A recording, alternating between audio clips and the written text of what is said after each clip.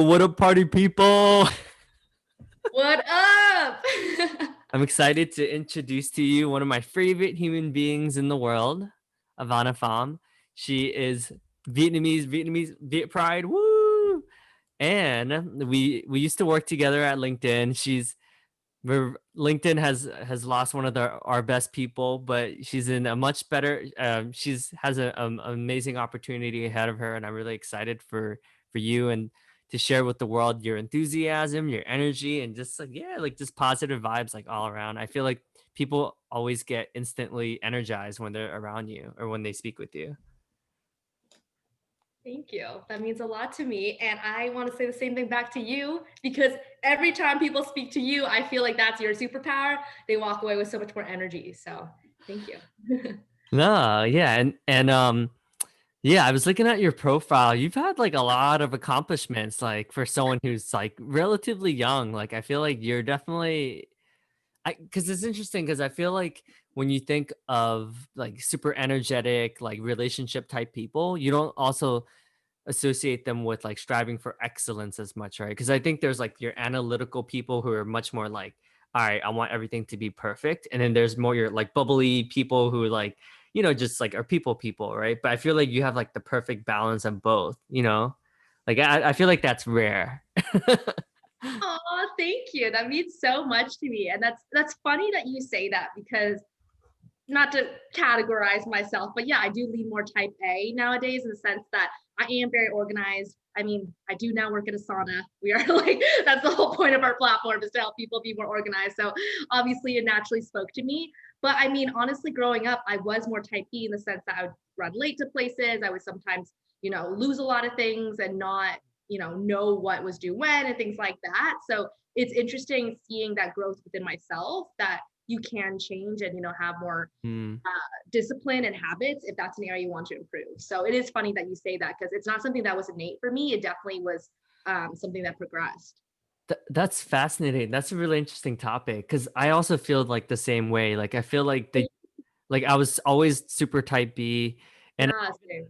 manager that was like, "Dude, you're like the archetype of a type B person." I was like, "Crazy," but then like I feel every year I am trying to be a little bit more like buttoned up and all that. Like, I'm still like myself, but when I have to be like I could be like much more polished and so it's interesting to see that transition within both of us. I guess that's why we're like a lot of times on the same wavelength because I feel like we have a lot of similarities and interest as well.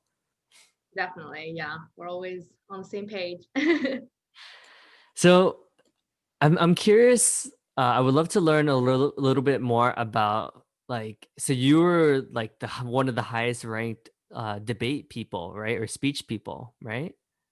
Yeah. In high school, I did thematic speech interpretation and I got third in the nation and third in the state. And yeah, I qualified for a lot of like our state championships. So the numbers don't lie. I guess I was up there. Yeah. How did that go about? Like, did you even at a really young age did you notice like a knack for it, or was it like a combination of like preparation slash like passion slash like you had good mentors? Like how did that all happen? Yeah, definitely. So that's funny that I feel like there's already a theme of like innate versus something that was Mm, uh, you worked on and you grew upon. But with speech, I guess it really did come about from my bubbly personality. Like when I was in the first grade, I remember they called me the chatterbox because I was just talking to everyone. I was like running around the classroom, just super bubbly, super energetic, super chatty. And so I've always liked speaking. So I think my parents at a young age were like, let's just put her in a speech camp. So I don't know, you're not, or maybe you know this place in the Bay. Have you heard of Harker School? I mean, I don't know, but it sounds fancy. It actually was fancy. I didn't go there, but they enrolled in a summer camp for me at Harker, and they were like, "Just go for it." And yeah, I remember. I think it was the fourth grade. I won like the little mini tournament between the like fourth graders, and then I was doing a lot of speeches. So I guess with my speaking, it always has been slightly innate, but definitely along the lines of something you really flex and grow upon. I was very fortunate that my parents enrolled me in those summer camps and that I always was drawn to those opportunities. Another kind of example from when I was younger was in my elementary school. There was a little like poem contest, And I remember I read my poem out loud. I was very like emotional and invested in it. And I believe I placed second place. So yeah, at a young age, I would say it was a little bit of both. Like there was maybe some innate talent or skill, if you will, there. But I do feel very fortunate that my parents were the ones that ultimately pushed me to pursue it further in like summer camps and whatnot. So that's why I did continue it on in middle school and high school. And that's probably what you're seeing on my LinkedIn. I love how you saw the pattern yourself about, because I do think like a lot of people think things are hereditary or genetics. So I know you're also really passionate about life coaching topics. So it is, I feel like that is one of the most commonly asked things or things we think about, right? Like how much of us are just innately like, this is just, I was born with these like qualities and traits, and how much of it is like, well, no, I'm just going to like work really hard and then I can get to a place. But it sounds like you've discovered like a bit of a 50-50 balance with a lot of the things that you're good at. Definitely. And I think it's one of those things too where I remember growing up, I always thought, well, whatever I'm quote unquote bad at, I should probably work on that harder, right? And I think that's a lot of thought that people think about, like, oh, I should focus on my weaknesses. But as I'm getting older, I'm realizing just own your strengths because, that's what makes you you. And like you said, that's what makes you really unique. And so I think with speech, it's a little bit of luck that I was pushed in that direction. But I mean, as I'm finding my career as well, that's why I'm so passionate about sales. That is what I think, is one of my strengths. Yeah. But I mean, it seemed like, were you always good at everything even at a young age? Like, I guess, like, what are some things were you not good at? Because it just seemed like, I mean, from if you're that good at from fourth grade, like, because I do think like it's interesting how some people, even at a young age, like they just had that knack for something, you know? Yeah, I would say so things I was bad at. Again, like it's all coming full circle. The things I'm bad at are probably like when I was younger, organization. I was a little chatterbox over here running around, but I could barely like sit down and color my thing or write out my little mini paper or whatever. So I wasn't really good with organization, really just being disciplined and sitting down and executing on something. Huh? So I would say that's the skill that I was more not creative in an artistic sense, but creative like in a speech sense. Like I was interested in reading and poems and tapping into those things growing up. But I mean, as we know, in sales, you have to be organized too. So that's something I was intentionally working on as I've been developing. That's that just reminded me of a quote by Jocko Willink. He always talks about discipline is freedom. So it's interesting, right? Because it's like with products like Asana and like as you have more structure and how have a process and things, it actually gives you the freedom to be more creative because then you don't have to worry as much. Like there's less mental energy trying to get shit right, and then just like so that's fascinating. That and then another topic that I really like that came to mind as we talked about this is a lot of the things that we perceived as us not being good at, like we always try to like course correct, and then sometimes we over course correct so much that that becomes actually like our strength now. So I feel like that's such a fascinating topic. Yeah, I guess going off of those lines, if you've read Mark Manson, shout out to Mark Manson because I love him. In his book, oh my gosh, I'm blinking on it. In his second book, to The Subtle Art, he talks about how freedom is commitment, which I thought was really interesting. It's kind of the same as, there's freedom and discipline. When you really invest in certain things and really commit to them, you actually become more free. Like people think that once you commit or only do one thing, you actually are, you're boring, you're simple. But I found that once I really understood myself and my strengths and what I like to do and what I'm good at, and then focus on that, I've never felt more flow and like felt more free, if you will. So that was also something that kind of came in my head when you were talking about that quote. Yeah, man, I feel like there's so many things, so many ways we can go here. There's so many things we could do right now.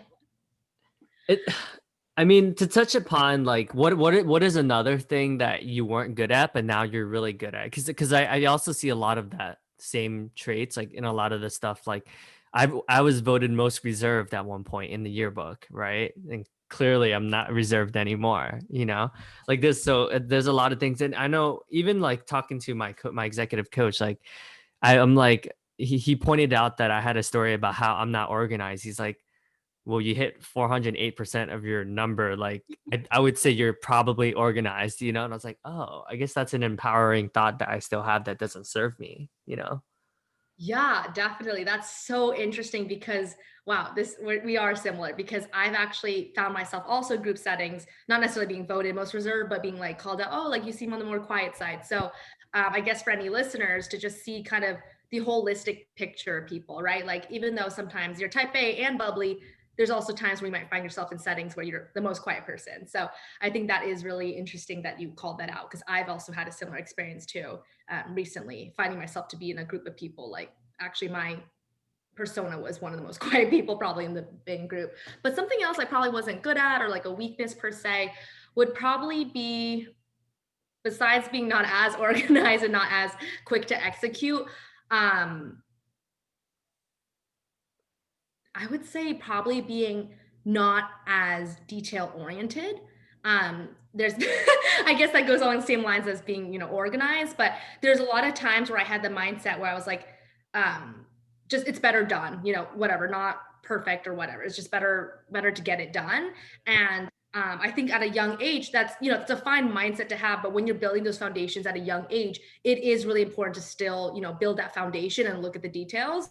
Mm. So that's something I'm really, trying to do now. Whenever I'm learning a new skill or learning a new process at work, I really do try to get it right the first time, and not just think, I just need to check it off the box, but really, really immerse yourself. And kind of what I was saying earlier, freedom is commitment. Like really investing yourself in that one activity will make you feel so much better afterwards.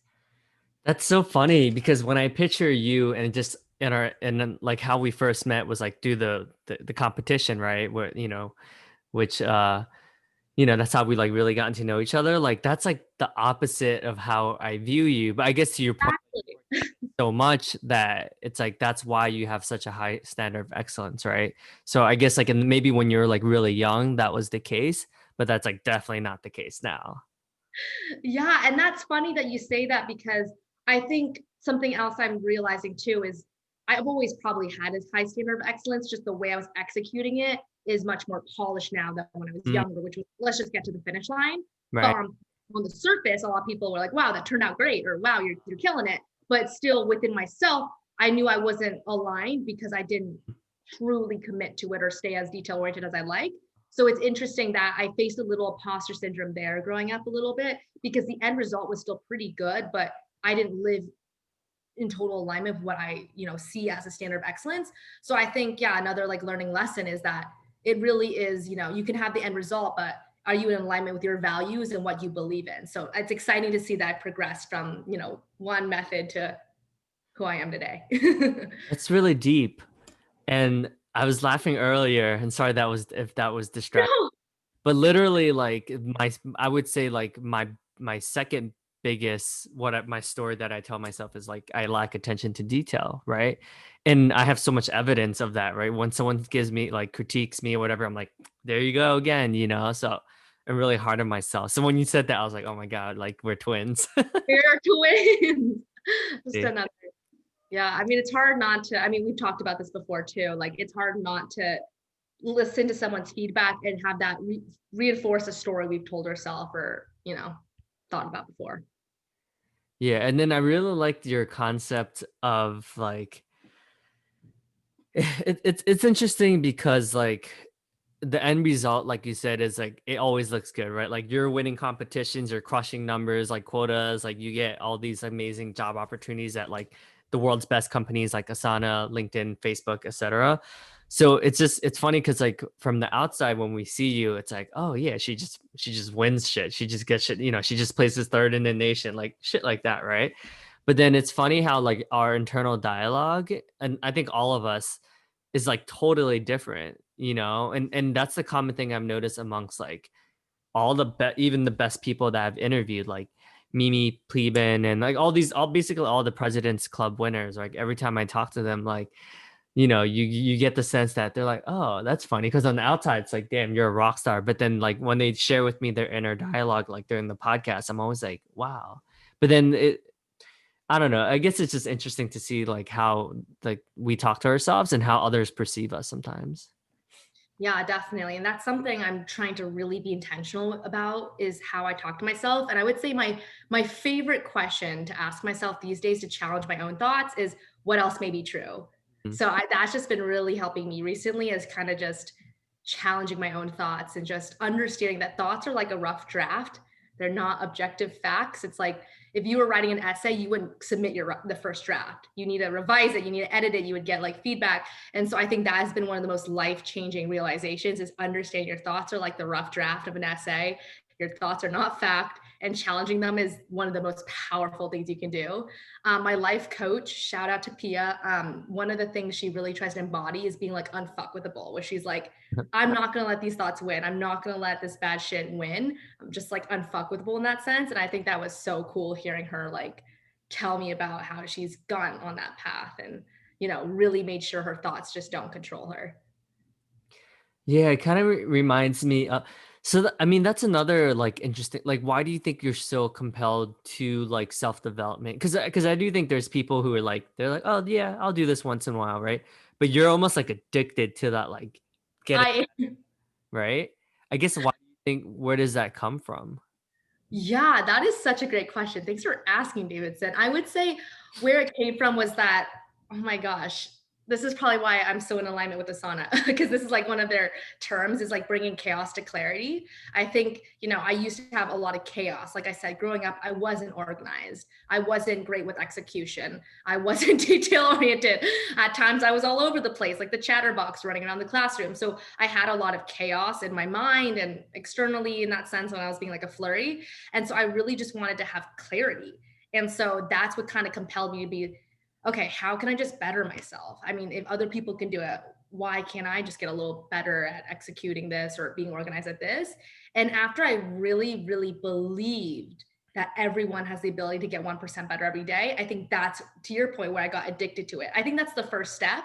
I think you have to truly, truly buy into the fact that you can change. Because I think for some people, like you said, they get stuck in their story and they don't want to change. It's almost like an emotional addiction to, Mm, like say misery loves company. Like sometimes, getting into those low points, it's almost addicting to not. But mm. I switched that addiction, if you will. And I was like, no, I truly believe that I can get 1% better every day. And that's why I've read so many, development books. I've hired a ton of coaches, counselors, etc., and surround myself with people like you that also like it because it is so addicting to understand that like you have the choice in this world to Mm. choose what you want to how you show up, what you want to do, how you spend your time. So Hmm. I can go on about that topic, but yeah, I got addicted after I really internalized that I have choice and I choose to be the best version of myself. Yeah, you're pretty wise for someone who kind of just graduated from college, like not even that long ago. Like that's pretty cool, right? Thank you. I'm also curious, like, this might be a weird question for you to answer, but like, I feel like not that many people, like, everything you post gets like thousands of likes. And I guess, like, I'm curious, like, why do you think it resonates so much compared to, like, I mean, I guess, like, anyone else I know? Like, like, it just seems like, I don't know, maybe you're touching upon like the human condition or something like, or maybe there's just vulnerability in all of your shares, right? I don't know. There's got to be something that I don't know if you cracked the code, but like it seems like everything you it's just fire. Like it's just like, oh, I'm gonna get like at least 500 comments on this. Like I don't know. I just haven't seen anything like that before. Thank you. That means so much to me. And I guess I hadn't really thought of my posts like that because I don't post that much. So thank you for saying that. I would say, I mean, it depends if I really want to like analyze it. I guess it really depends on the medium.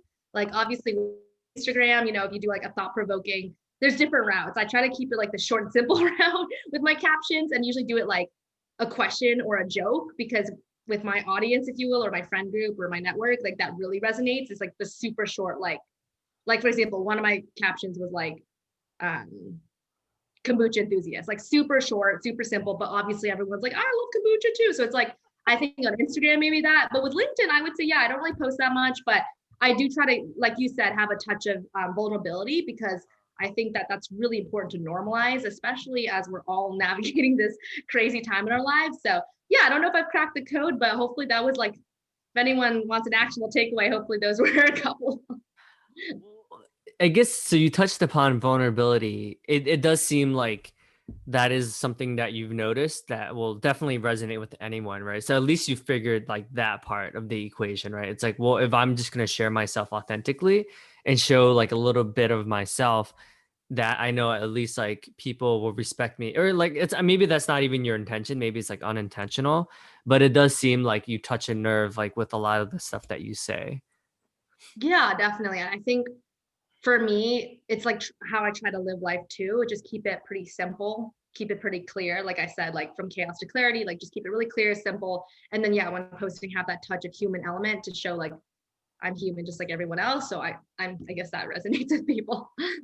Yeah. And I really like what you said about from chaos to clarity too. Cause I do think that's like something that I mean, especially now, right? Because there's so many things going on now, and like the world's like, so I think anytime like you're able to like simplify things and you're able to take like a potentially like really hard concept and be able to like distill it into its essence, like I think that's such a valuable skill. Definitely. Huh. Okay, yeah. So I'm curious, like I feel like you're also like really good at like going out of your way to like make mentors, and I feel like finding good mentors is like probably the most valuable one of the most valuable skills that you can have. Like, were you always good at doing that? Like, I guess what advice would you give to people who are like afraid of reaching out for mentors or to mentors? Maybe they think like, oh, this person doesn't have time for me, or like, oh, like they probably have so many other people reaching out to them, because I that's probably the number one question that I get. Definitely. I think it kind of goes back to some of the themes we've been talking about today, which was just, choosing choice and Hmm. choosing to see mentorship as a really integral part of your growth. So once I saw like I need a mentor and then the why behind it, like I really, really see it as important. I was very, very persistent and committed to finding a couple that really, resonated with me. So I think that's the first step is that, yeah, I mean, there's always going to be fear with anything in life, but you have to, almost look past that fear and choose instead of fear, let go of fear and choose that commitment of seeing that, okay, a mentor will truly help me. That was the first step for me, was really staying committed to that thought. And then from there, not to say that if, fell naturally, but I did a little bit, for me personally, it was a little bit of organic mentorship. Like obviously I found you and that was really organic in the sense that we were randomly partnered up together during a challenge and that relationship just grew organically. So there's some people in my life like you, and then there was some I was very intentional about. They went to my college, they are 2 steps ahead of me in their career, and like that's the role I want to be in. And they posted this and that resonated with me. So there was some that were definitely more intentional. And for those intentional ones, I would say again, just choosing choice, like choosing commitment over and over again, over that fear, and to build that confidence in yourself to reach out.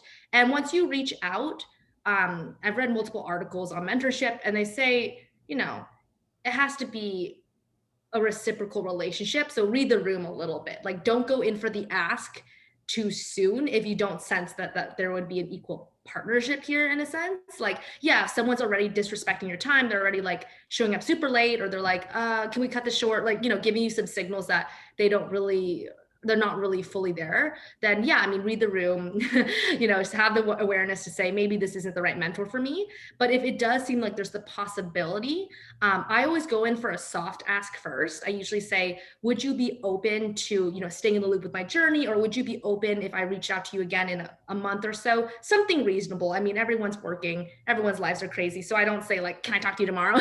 I just go for like a little soft ask first. And then from there, see if the relationship kind of grows. Again, with having that awareness, like, do they seem like they're open to it too?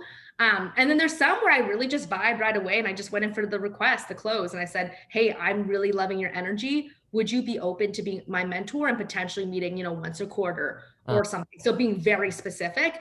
But I think, it's something that is hard. It's vulnerable to ask someone, especially a stranger that you like found on LinkedIn or something. It is vulnerable and it can feel hard.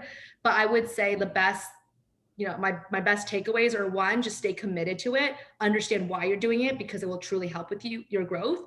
And then two, just read the room. If someone's already blowing you off or not seeming that interested, you can be open and say, hey, would you like to continue this, or ask them how they're feeling about it. Or two, go in for a soft close.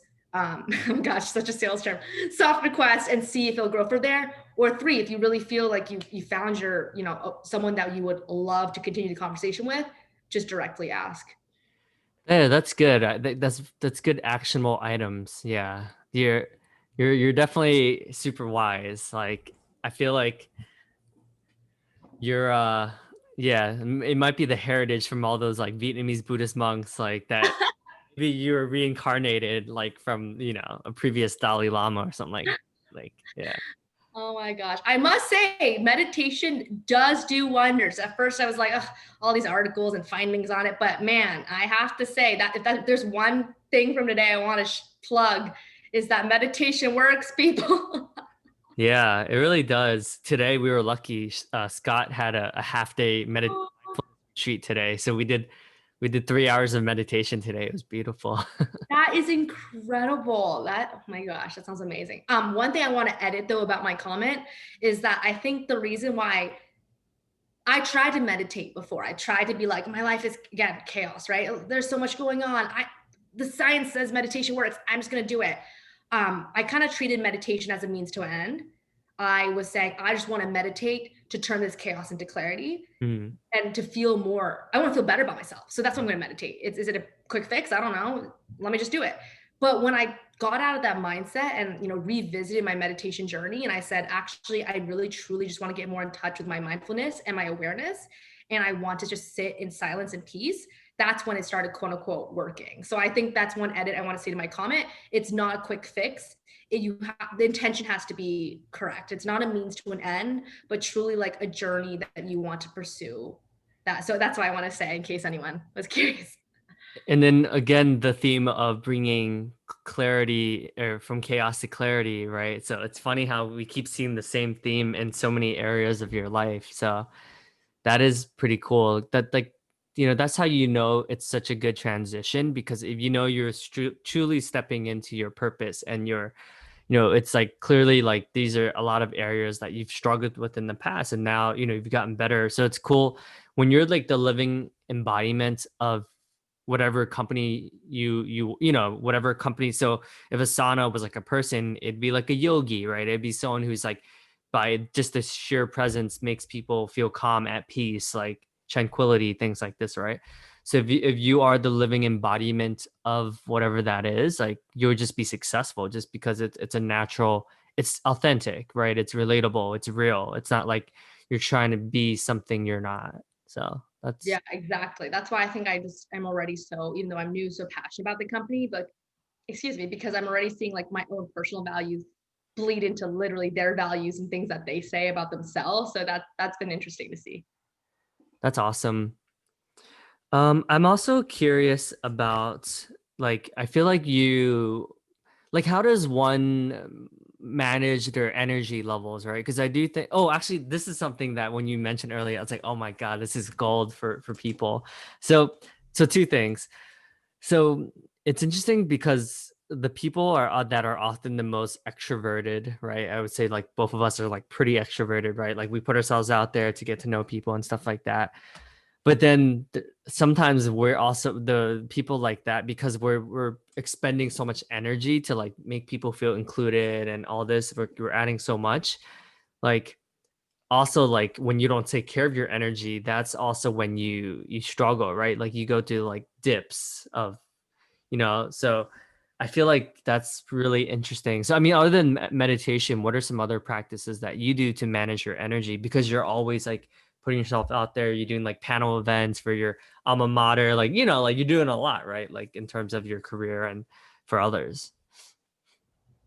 Definitely. I think that's such a great question and something that especially for folks in sales, like should definitely reflect on what works for them. But what personally works for me, you called it out, right? Meditation has been a great practice for me to adopt to, have complete pause and stillness in my day and to really just, be with myself. I would say I'm really, really into my night routine. I wouldn't even call it routine. I would call it like a ritual, honestly. And I think for managing your energy, I think having rituals or, I don't even see them as routines anymore because that sounds so much like work. Like I really means a ritual. Like it's like a sacred experience for me. And so I think having rituals in your day or night really helps you recharge. So for me, my night routine is the same every night.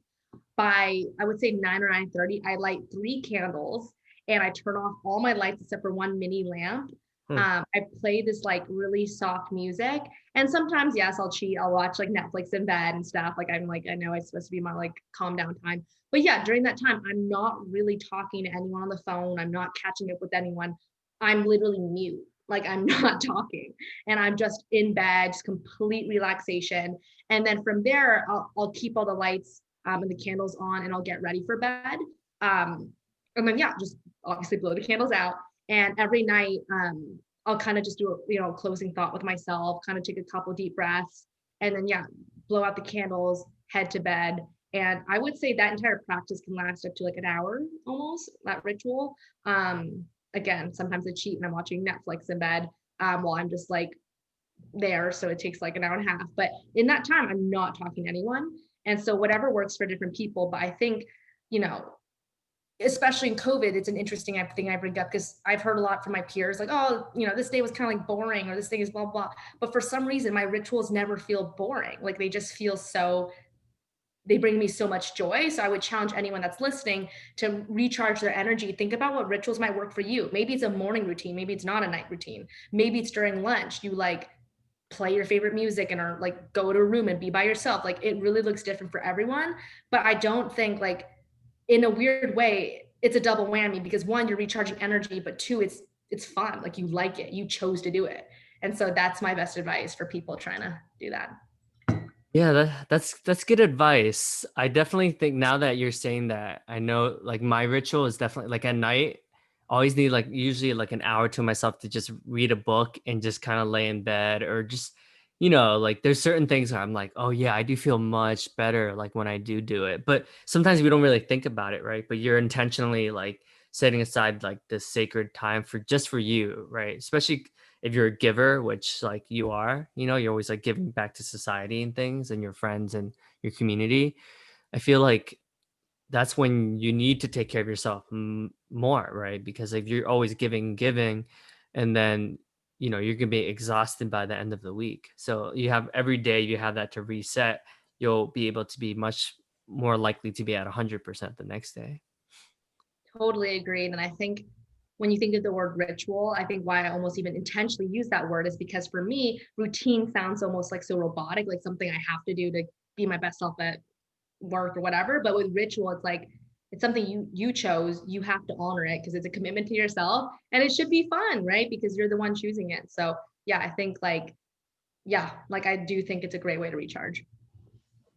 Yeah, well, I appreciate all of your advice. I feel like the time went by so quickly. We'll definitely have to have you back for part two.